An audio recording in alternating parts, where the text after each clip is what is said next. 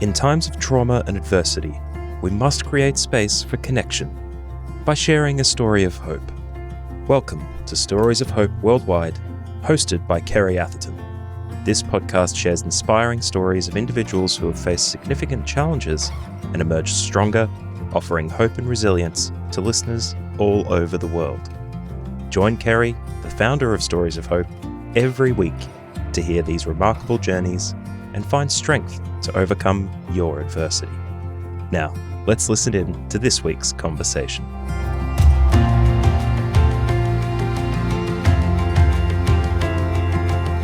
Welcome to another episode of Stories of Hope Worldwide. I'm your host and I'm Kerry Atherton, and today's guest is Jo Mason. Jo is a DV survivor, an advocate, and also an agent for change. Welcome, Jo. Thank you very much, Kerry. It's so good to be here. Great to finally get you on this show. We've been talking for a long time, and I guess everybody's got to get to that point where they are ready to share their story. And with DV Awareness Month last month, this is a great time to be able to do that. So I'm really thrilled that you have the courage to speak out and share your story today, your very personal story of domestic violence and how your journey has shaped what you're doing today and the hope and awareness and courage that you're bringing to so many other people as a result of your story. So, Jo, about 10 years ago, you were a successful senior professional and a proud mum of a young child. And to the outside world, everything appeared to be fabulous, didn't it? But behind closed doors, you were actually in the middle of domestic violence.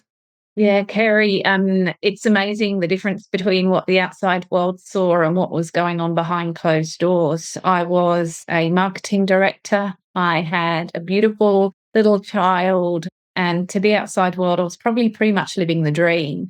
What they didn't realise was there was something very ugly happening behind closed doors.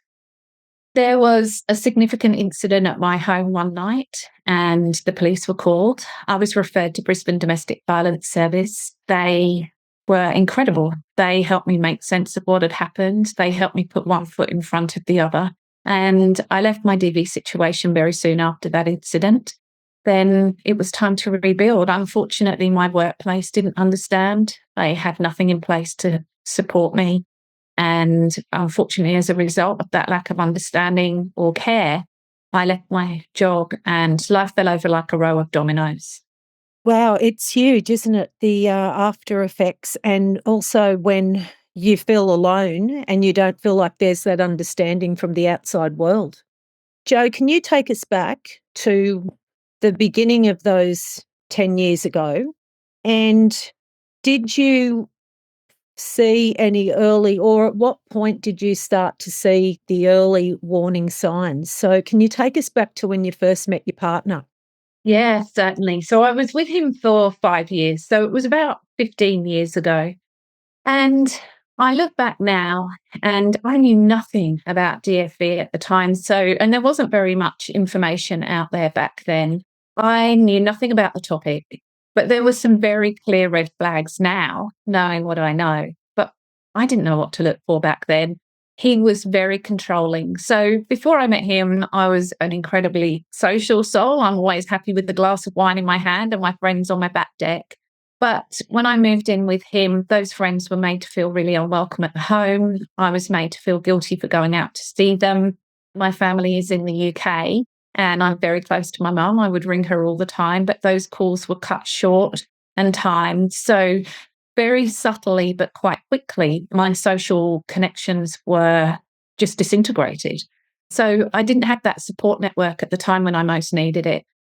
There were other controlling things about the time that I would come home, making sure that I wasn't a minute late. Otherwise, there would be, a stern conversation. There were some other things that I won't share in detail, but there were physical things that happened that were, really clear signs of domestic and family violence. There were put downs. There was the gaslighting, making me challenge my own sense of reality, diminishing my thoughts or downplaying what they'd done so that I thought it was all in my head. And I think the other thing that got in the way of me noticing those red flags was that I was a senior professional, so was he. We lived in a beautiful suburb in a lovely home. And at the time, knowing so little about domestic violence, I didn't think DV happened to families like ours. Now, knowing what I know it happens to anyone. It happens in every postcode, it happens in every profession. It doesn't matter how much you earn or how educated you are. But back then, my preconceived idea of someone in a DV situation got in the road of me seeing those very clear red flags. And you said something very prominent there that stuck out in my mind because I too was in a DV situation for 3 years. And I really want to talk about this for those people out there who aren't aware of what the signs are, because in hindsight, we can see them after, but we can't actually recognise them at the time. But you said when you moved in, after you moved in. So what was he like before that? Because so often from my conversations with people and working with people that have been through DV and in my own situation, the perpetrators appear to be like the greatest people in the world when you first meet them. And once they know they have you or you move in, that seems to be when the control starts. So what was he like when you first met him? Well, firstly, Kerry, I just want to acknowledge what you've just said, and I'm really sorry to hear that you've been through it. And to anybody that's listening today, if you're going through it or you've been through it, my thoughts are with you. I know it's a really difficult thing. Thinking about how he behaved initially, it was the classic love bombing. He was like many people who choose to use violence are. He was very, very charming and very emotionally smart. So he knew exactly what I wanted to see, hear, or experience that would lull me into a full sense of security. And that's generally what happened. People who choose to use violence don't turn up on a first date with a t-shirt that says, I'm a domestic violence perpetrator. It's something that happens very slowly, very subtly. To gain the control that they need, they have to put on this very charming act to get that person across the line, to get that person to trust them and believe them and love them so that they're able to perform that manipulation, power, and control down the track. So it was absolutely making all of these commitments and promises and these grandiose statements about how they felt about me, making all of these offers, including me very, very quickly into his family and his friendship groups so that I became very aligned to his life. I felt like I was an intrinsic part of his world and he became mine. So that happened, looking back, in phenomenally quickly. But at the time, it felt just natural and normal because of all the things I was being told and all of the things I was experiencing. Sounds very familiar. And it almost makes you feel special because they're paying so much attention and introducing you to all their family and the love bombing and everything like that. And gaining that sense of control, as you said, it soon starts to plug away at one's self-esteem and then doubting our own reality. Yeah, that gaslighting where they minimize what they've done. Oh, that was nothing. Or they deny it. I didn't do that, even though 2 seconds ago they've done it. Or the blame, the turning it around. Well, I wouldn't have done that if you hadn't done this. All of that stuff is so manipulative. And it makes that person question their own sense of reality, their own sense of judgment, because they're being told really clearly that what occurred didn't actually occur. It's a very powerful tool.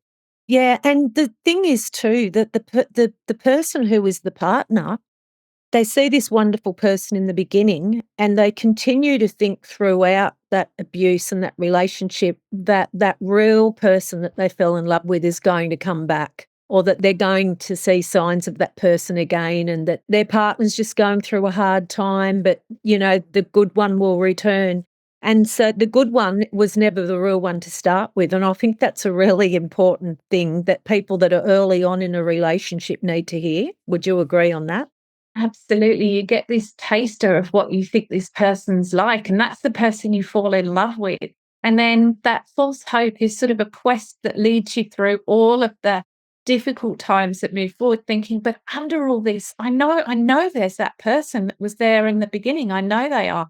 But in actual fact, what they are is a really good advertiser or a marketer Those they overpromise and underdeliver. They make you feel that they can be all of these wonderful things. And then once you're under that spell, and I really do think it's like a spell or a drug, then the real them comes out and you can never dig down and get that old person back, however much you try. But it's the hope that you will.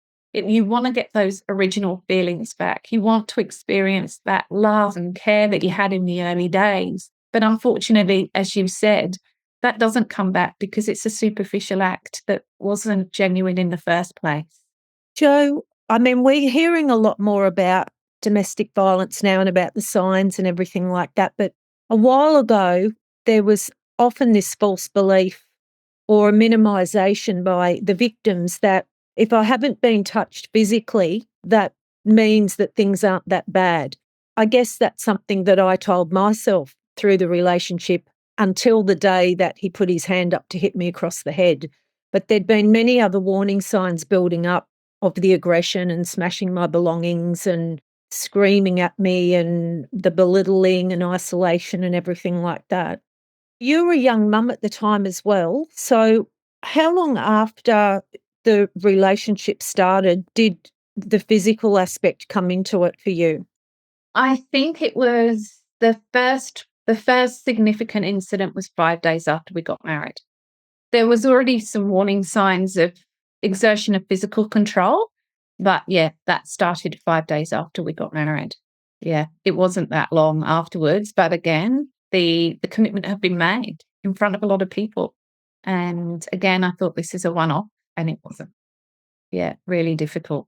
And how Really long difficult. after you were married did you have your baby? 2 years, yeah.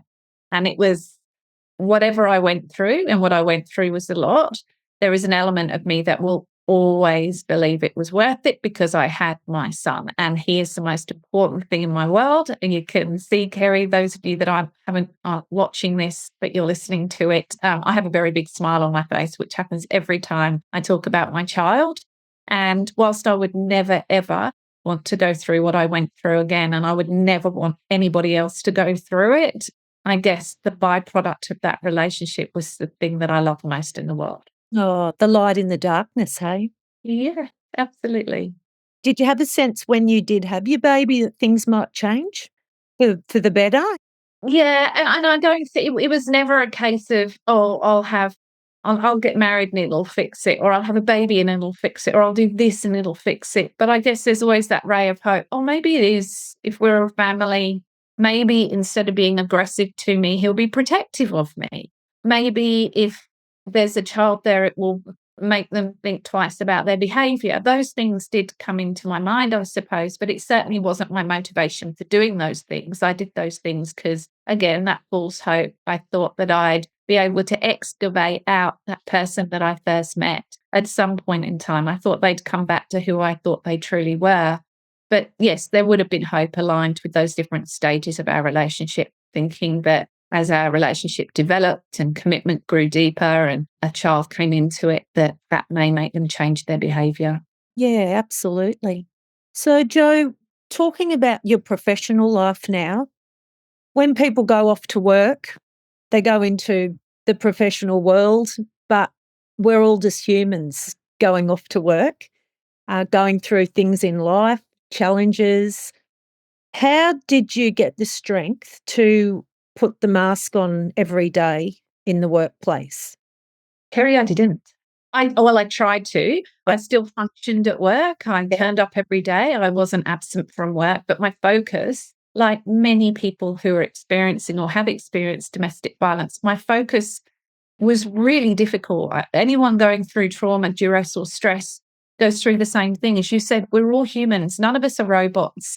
None of us have a switch between home mode and work mode. If something stressful is going on in the home, it's going to follow us to work to some degree. And so, yes, I would turn up every day. I would carry a notepad everywhere and make copious amounts of notes of any phone call or meeting I went to. And then I'd take myself somewhere quiet and extrapolate out my actions, because the stress had meant I'd lost that cognitive ability to hear information and act on it. I had to sit down and process more carefully to work things out. It was sort of like there was cotton wool in my brain, if you like. There was that delay on me hearing information and being able to respond to it. So I did the very best I could. As the workplace didn't understand what I was going through, there wasn't someone I could talk to. They observed that my behaviour at work had changed, and that was treated fairly harshly.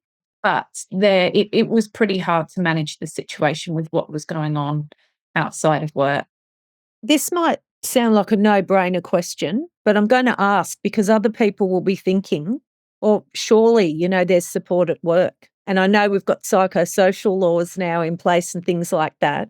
But why didn't you feel like you could open up to anyone at work? Was it that you didn't trust anyone? Were you afraid of losing your reputation, losing your job, or was it all of those things?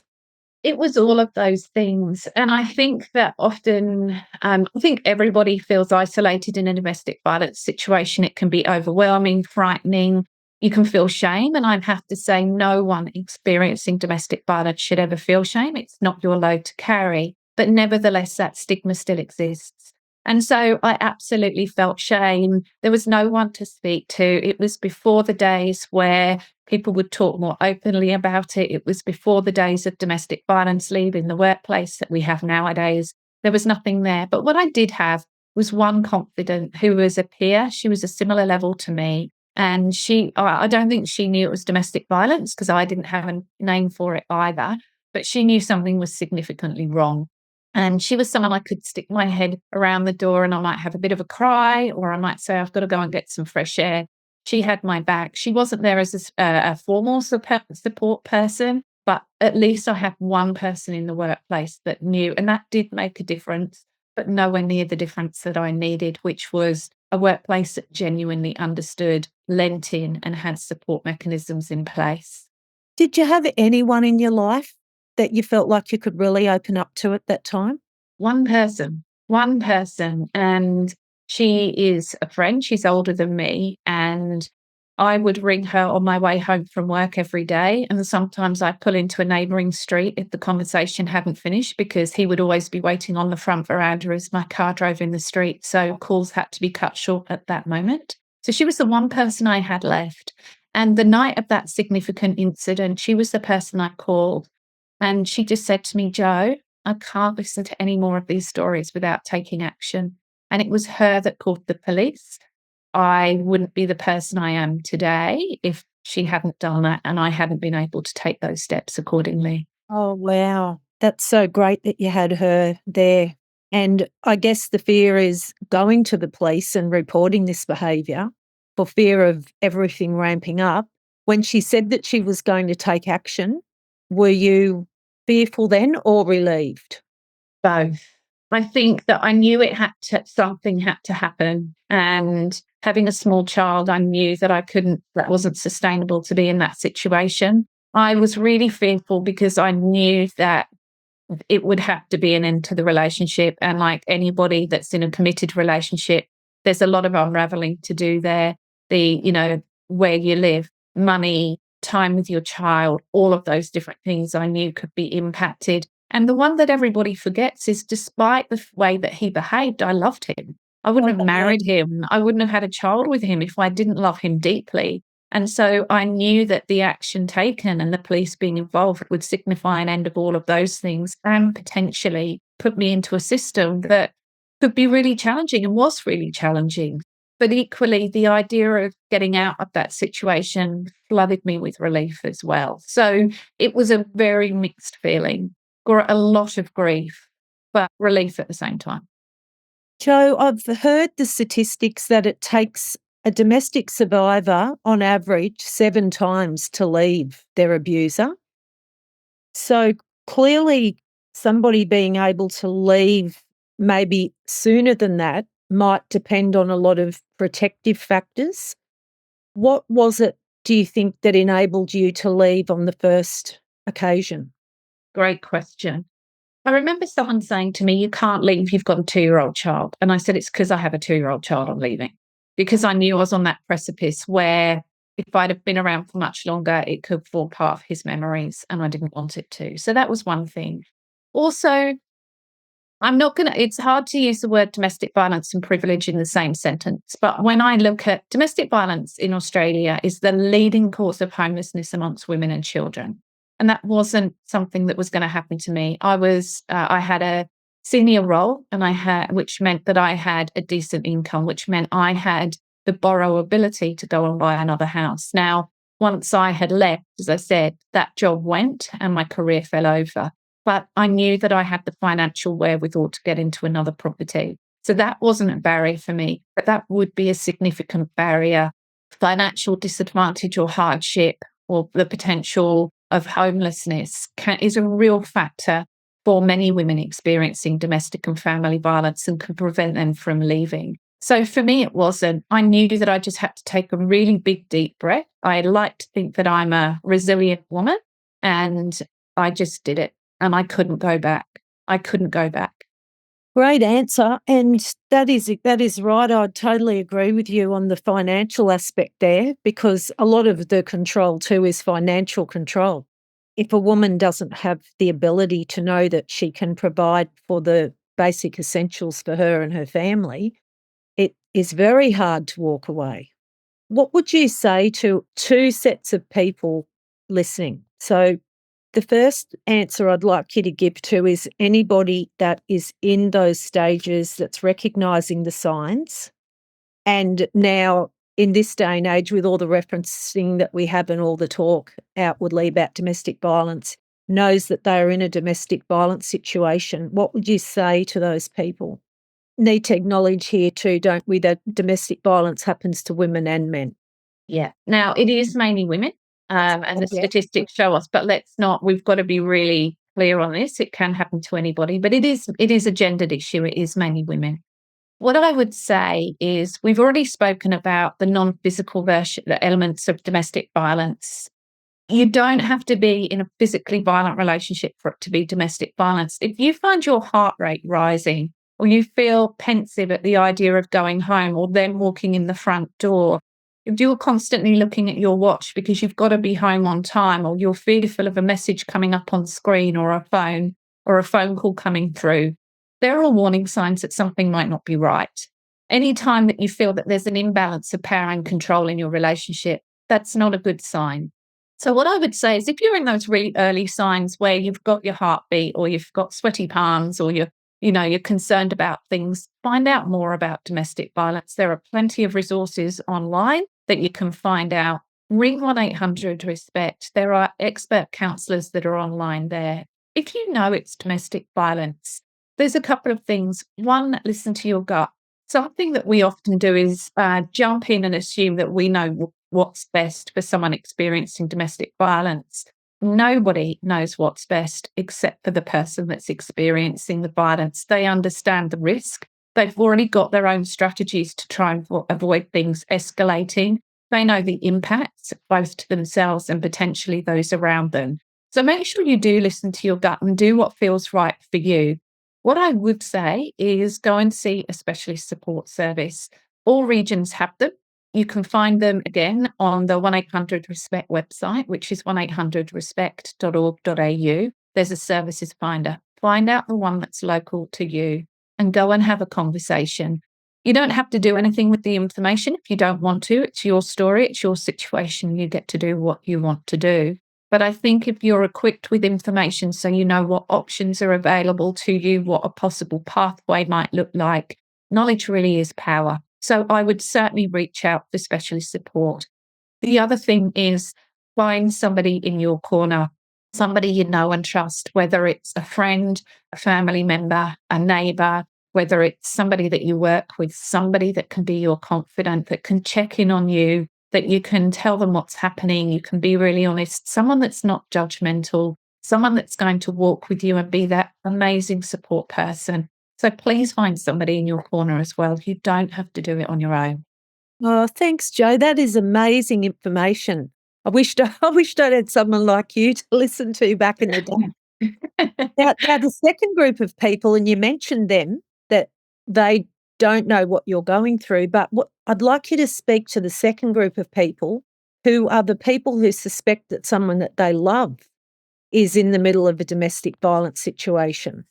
What would you say to them about how they can support their loved one?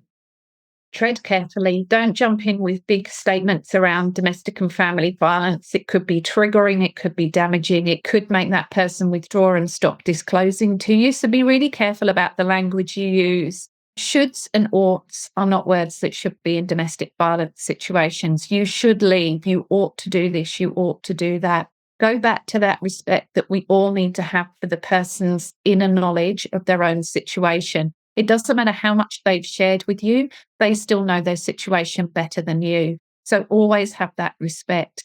Let them tell you what they need from you, even if you have to ask, what do you need from me? What can I do to make this difficult time for you easier right now? So that they're taking the lead.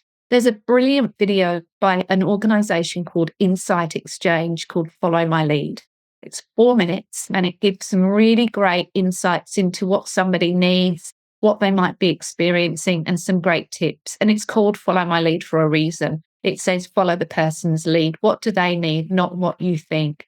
The other thing is that supporting someone who's experiencing violence, particularly on an ongoing basis, can be quite draining and tiring. It's difficult to hear. It can be really upsetting, particularly if you're a close friend or family member. No one wants to see somebody that we care about going through this. But it's really important that you have that patience with the person because, as you said earlier, Kerry, someone can go through domestic violence several times. You might support somebody and they decide to leave and you think, brilliant, this is all going to get fixed now. And then find out a week later that they've gone back. It's really important we don't judge them for that decision or make our support of them conditional on them doing what we want them to do. So it does take stamina and patience. It's really important if you're that key support person that you're getting support. And again, I promise I'm not an advertising agency for 1-800 Respect, but they can provide support to people that are providing support. So if you're struggling, reach out to an expert so that you can get the support you need as you walk alongside someone. Oh, it's great to know that we have so much support out there these days too, isn't it? And so much awareness and people like us who, and you particularly, Joe, who are speaking up and speaking out about this topic. Because evil goes on when good people stay silent. I love that. That's a great saying. I love that. That's a great saying. Yeah. We never deal with what's being kept in the darkness. So it's to bring it out is bringing it out into the light, and that's where the hope is. And I really do notice that, Kerry. When I first came out, I was given a great privilege soon after I was supported by Brisbane Domestic Violence Service to join their advocacy group, which is a group of women who share their lived experience with the aim to make change, systemic change, or support services to assist women in or people in more effective ways. And what that enabled me to do was learn how to tell my story and to learn more about domestic violence beyond the lens of my own experience. At that time, when I started talking about it, people would look the other way, change the subject, even leave the room. Now, if I talk about what I do for a living at a backyard barbecue at the weekend, we never stop talking about domestic violence. Everyone wants to talk about it. Sometimes I don't say talk about what I do for a living, which is domestic violence awareness and prevention, because I know that's all we'll talk about for the rest of the evening. It's like, give me a break. Exactly. But how wonderful. What an incredible evolution that we've gone from no one wanting to talk about it to people coming forward and having those conversations. And like you said, the way to get rid of shadows is with light, and that light is having open conversations.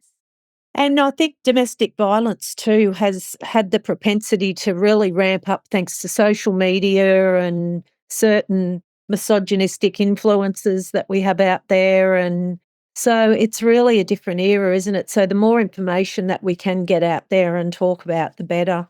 Joe, when Absolutely. you left, how did you navigate those times, and what support strategies and safety measures did you put in place for yourself after you moved out? Brisbane Domestic Violence Service made my new home really safe. They came in and made sure that the locks were right, that people couldn't get in through windows, that gates were adequately shut and or lockable and all of those things. So that was great. I made sure that I was just very careful around times of handovers. To be honest, once I'd left, many of the threats had gone. It was the power of having me under the same roof that led to the threat. It Okay. wasn't the stuff afterwards. So I know that's not the same for all women. And I have to say really clearly, the key time of risk for a woman is in the lead up to, during, and immediately after a separation. In my case, absolutely that was the case. But once that separation was done, I didn't feel that that risk was as great anymore. Yeah. And that was the same for me. Once I left, I was told, get your effing stuff out of my unit within 2 hours or else. And I ran to the phone box and got my family, my brothers, to go around and get my stuff out. And I heard from him 2 weeks later. He rang me up at work and said, I've been on holidays and I'm back, as if nothing had happened and I was going to just go straight back. And when I made it quite clear I wasn't, I never heard from him again. And that was my prayer, that I would never lay eyes on him again. And I lived in the same town and I never have. Wow. So, Uh-huh. yeah. Jo, you're doing amazing work today. So how long after your separation, and you mentioned that you had to leave your job as well and that there was no support there for you whatsoever. What happened after that? What was the time frame between you going into employment again and now you're helping people in the workplace understand the signs and how to support people who are going through domestic violence and challenges at home? Yeah, I've always been very work orientated. I've always loved, my jobs. And it's really interesting. I think if someone had told the woman that left 10 years ago what I'd be doing for a living today, I probably would have fallen over. I wouldn't have believed it. So my situation was I had to get a job, but I didn't have the ability to go and get a job like I have before. So I went from being a marketing director to a part-time marketing assistant across town. And I took some overseas students into my house to help me bridge the gap. I bought food from a supermarket that was run by a church. It was slightly out of date, but it was a way to put food on the table. And that was how I existed in a very sort of low-key existence for about a year. And then I incrementally got a slightly better job that was closer to home. And then within about 2 years, I was back in a leadership role. So I was back earning a reasonable amount of money. And again, I understand that that's a privilege. And I was back on track. But during that process, I looked in the rearview mirror and I went, oh my goodness, it would have made such a fundamental difference if my workplace had lent in with understanding. So much of the sort of collateral damage to my life would have been avoided if I had been supported in my workplace. And so, coupled with my newfound knowledge of domestic violence that I got through the advocacy work I was doing with the DV service and my knowledge of the workplace, I did some research around what will good look like in the workplace. What do workplaces need to do to be equipped to address this, to lean in a relevant and meaningful way? And after about 4 years of research and planning, I launched WorkHaven in 2020. And WorkHaven supports workplaces. It provides the right resources, training, communications, and we run an online domestic violence recovery program so that workplaces can adopt these things, making sure that people have got the right awareness, the right provisions, that leaders are set up to have these difficult conversations, and that people feel supported. We have worked across government, corporate, and community sectors, and we've reached over 100,000 workers so far, and we are just getting started. So today, I'm the lead advocate for Brisbane Domestic Violence Service. So whereas I joined as an advocate 9 years ago, I have the extreme privilege of running the group of incredibly brave women who are there to tell their story with an aim to driving much needed change. So I have WorkHaven, and that's a very intense business that I run, but also I have the role as that lead advocate as well. So it's quite incredible that something that had absolutely no point or purpose in my life, in fact, was incredibly detrimental to my world, has now become a purpose that gets me up every morning and enables me to go to bed at night knowing that I've done some good work that might just create change for one person that day, but it will have created change. So, yeah, my story has been a very big journey. And I know that word journey is overused, and I'm not going to say it's an easy journey. I've fallen over several times along the way, but that's where I am today. Jo, that's so wonderful, because I think when you first reached out to me, it was probably maybe even before you'd started WorkHaven. And I've often wondered, how you were going over the years, and to hear the massive impact that you're having and that you've had on so many lives is just so inspiring and makes me really happy. Oh, thank you. That's beautiful, Kerry. Thank you so much. I just wish, and sometimes I get teary when I say this, but I'll try my hardest not to right now. But when I wish that woman that emerged from DB a decade ago had a crystal ball, that she could see that everything was going to be okay. Because back then, my social connections, my finances, my career, the time I had with my child, where I lived, my confidence and mental health, everything it was like someone had thrown a hand grenade into my life. Oh, yeah. And I didn't know which way was up. Whereas now I do know which way's up, and I'm happy and fulfilled. And I have that direction that was so missing. And I'm not saying those things to sound smug. I'm saying that this is a story of hope. And that's something that is often inherently missing in domestic violence stories. And to anyone who is listening, who is currently experiencing domestic violence, or maybe you've come through the other side, but life is still in a state of disarray, please know that there is hope out there. You can rebuild, you can move forward. You just might need some help along the way. And it's really important, whether that's a formal path of help through specialist services or a less formal one through the people that you know, trust, and love. Please make sure that you get that help, because there is hope. Yeah, and the power of a purpose. I mean, I truly understand that after founding Stories of Hope after my rock bottom. But that's a great segue, Jo, into my next question before we wrap up. And that is, what were those self-care strategies that helped you do the rebuilding that you just talked about, and also helped you rebuild your self-esteem after it had been smashed to pieces in this relationship? I think it was my sense of the things that made me put one foot in front of the other were wanting my son to have a really great life. Yeah. And I took a lot of time to understand what had occurred. I was very lucky. The friendships that I'd lost came back, and I've always been very close to my friends, and they were wonderful. They were just very relieved that I was out of it. And also, I'm very close to my mum, who helped me all the way through. So those personal relationships were important for me.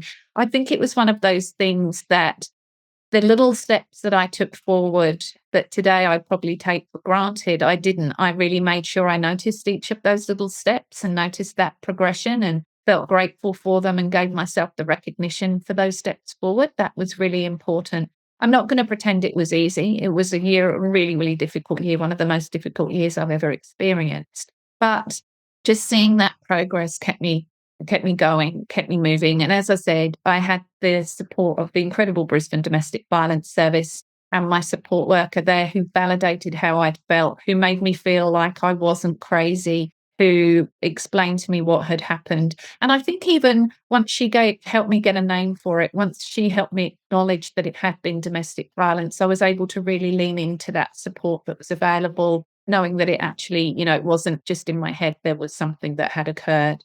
I think it was a very cheap year. As I said, I had no money, so it wasn't like I flew off overseas for a luxury retreat as self-care, but it might be, a bath with a glass of wine. It might be cooking myself a nice meal. It might have been meditation or just a walk. I live near a really beautiful park, so it could have been things like that, or just a really good giggle on the back deck with my friends. Oh, Yeah. That's great. There's some great strategies in there. Jo, as we finish up now, what's your message for the world? Oh gosh, I didn't know you were going to ask me that. That's a really good one. I think I've said it already. It's for people experiencing who are or have experienced domestic violence. Know there are people out there in your corner, whether they're in services or they're the friendships that can help you. Knowing that there is hope after domestic and family violence, and knowing that you are absolutely entitled to the best life ever. A life of happiness, safety, fulfillment, and harmony. So that's my message. There is hope after domestic or family violence. Absolutely. Oh, that's beautiful. And thanks so much, Jo, for sharing with us today. You are a true inspiration. Thank you, Kerry. Thank you, everybody. Thank you for listening to Stories of Hope with Kerry Atherton. If this conversation helped you, please consider sharing the podcast with a friend or leaving a rating and review on your podcast player. If you'd like to find out more about Kerry Atherton, head to storiesofhope.com.au, where you can purchase her books or find her next event. Check the show notes for links and information about our guest in this episode. And remember, you don't have to walk your path alone.